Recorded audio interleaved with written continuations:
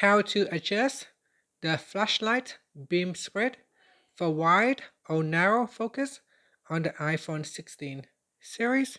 First, let's go back to home screen by swiping up at the bottom of the screen. Then swipe down at the top to open up the control center. In here, tap on the flashlight icon to turn it on. Once it is turned on, you can swipe it across like this. So you can have a narrow focus by swiping it to the right or swiping it to the left to have a wide focus. Here is a narrow focus and a wide focus. And if you swipe up or down, you can increase the brightness or decrease the brightness. And here you can see on my